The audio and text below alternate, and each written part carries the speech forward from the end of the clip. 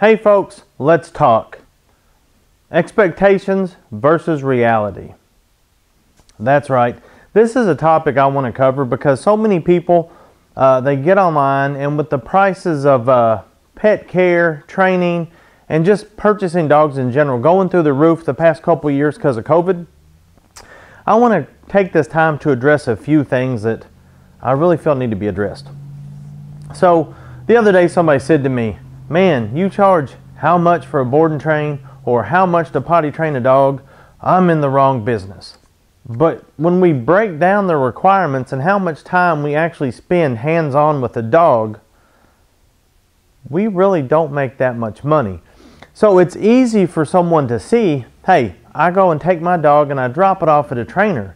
The reality is they're going to get a dog that does the basics. Sit, down, stay, coming when called, walking on a loose leash. Whatever you paid that trainer for, they're going to get what you required for the most part. And most trainers are going to throw in some private lessons along the way. If they don't, look elsewhere. Because we have to help make you folks feel comfortable handling your dog. But the reality is this, dogs are not machines. So my clients that go on and they're like, "Hey man, my dog is just amazing, you know, I've referred multiple people to you."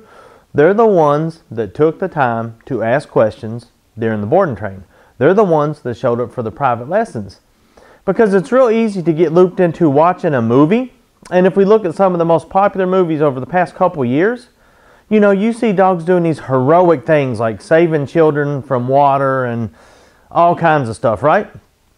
The reality is that there was a dozen dogs on set location, full-time trainers, and then dogs that were used just for pictures and not even used for action. Just like when we were growing up and they had the TV show that always had the car jumping, they went through hundreds of cars. That's the reality. We just expect that everything's going to be perfect. But dogs aren't robots. When I first started college, I could run a mile really quick. I could do 100 push-ups. I'm not going to embarrass myself by dropping down and trying to do push-ups right now because, let's be honest, if I got to 10 without struggling, I'd be happy. It is a diminished skill. However, there is muscle memory, and if I got up every morning and started doing push-ups, well, hey, the push-ups would come back fairly quickly, and I could probably look in the mirror and be like, hey, I see a little bit of change because of muscle memory. But if we compare the dogs that we consider the greatest dogs out there, and most people use police dogs as the level of excellence, some of the better handler courses are 2 months long. They're doing 8, 10, 12-hour days during this 2 months. Just like service dogs. Everybody wants to know, hey, why are service dogs so expensive? Hundreds, if not thousands of hours go into some of these dogs. If I go through a handler course and I pass my certification at the end, the court has deemed that a minimum requirement of hours is what is acceptable to continue to be recognized as certified and up to standards. That being said, the best teams aren't putting in just the minimum hours. They're going above and beyond. So while it is nice to think that, hey, I can send my dog through a 30-day program and they're going to be great for the rest of their life, that's not the reality. Nothing that we do for 30 days is going to continue to stay the same or get better.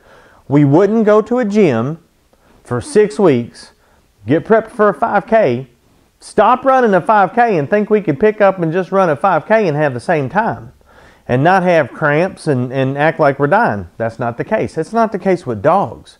But we expect it. You hear people expect it. The fact is they require work. Even when they come home from a facility, there's an adjustment period. Change of location and travel causes stress. There's some dogs it's 3 days, some dogs it's a week, some dogs it's more as they adjust to the new location. And that can happen from international travel to the new owner or from your house to your trainer. You see, too many times in today's society, we see videos of these dogs doing wonderful things. Whether it is a obedience dog doing like a high-level Schutzhund routine, or some of these PSA dogs doing their bite work scenarios, we are wowed by these videos. The reality is those dogs didn't get there overnight. These people that train and handle their dogs spend hours and hours and hours working these dogs. Those high-level folks that are winning national competitions are taking this hobby and handling it and treating it like a full-time job. So when you see something on the internet, understand that a couple things can happen. One, there's this thing called editing, and we can edit just the best part, or maybe that's the time that dog's looked better than it ever has in its life. Or just maybe think, how many hundreds of hours and how much dedication and hard work have they put into these dogs? It's real easy for us to watch, TV and think things are the way they are, but they're not. When I was a kid, I used to watch professional wrestling, and I thought that that was real. Obviously, it's not. And there was a guy that was bigger than life that told us every day, say your prayers, eat your vitamins, and train, and life's going to be great. Now, while some of that advice was good, that wasn't reality. Reality is that guy didn't get that big just taking vitamins and training and saying his prayers. Same with dogs. The reality is these dogs that you see, whether it's canine competitions, whether it's movies, there's so much that goes into it. So, pet owners, if you find a trainer and you go for your board and train, whether it's 2 weeks or 30 days, and they kind of go through a handler course, they show you how to handle your dog, they tell you how to respond to certain situations that arise. You have that foundational training to go back to, and it doesn't take a whole lot of time. You'd be surprised if you just did 5-10 minutes a day, how you would keep up that level of training. But you can't go cold turkey. Dogs are not machines. I guess, take it for what it is. Maybe this is good information. Maybe it's just my rant.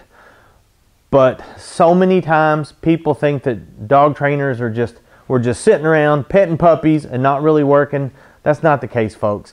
We put a lot of time and effort into dogs that are left with us for the board and trains, and we put a lot of time and effort into our dogs that are competing.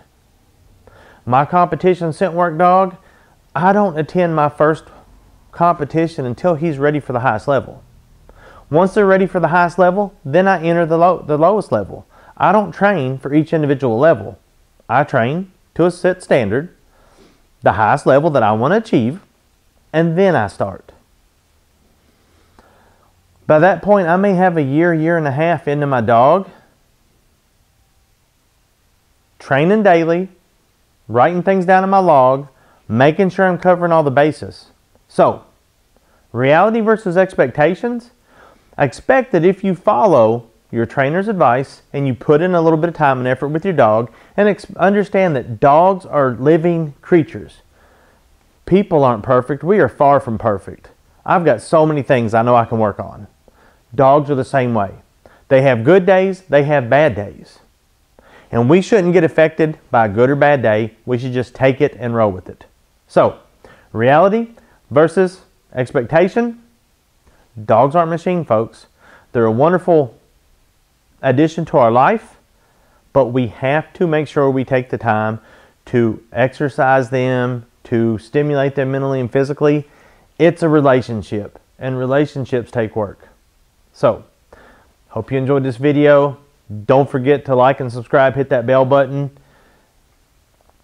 Join us on Patreon. Our Patreon is growing. We're going to do some nice giveaways, especially a lot of scent work stuff. We're going in depth from start to finish, like I've said a million times, with scent work dogs. We're going to show one totally food motivated, trained from start to finish. One toy motivated, toy reward, start to finish. Then we're probably going to throw tracking on there. Deal with personal protection. We're going to do some service dog stuff on our Patreon, including travel and me competing and seeing me deal with just getting nervous and stressed and, day-to-day life. So, thank you for those who have joined us. Hopefully we'll continue to grow. I appreciate everything you folks do for me. I'm going to try to get these videos out in a much faster, more continued basis. And I will see you next week.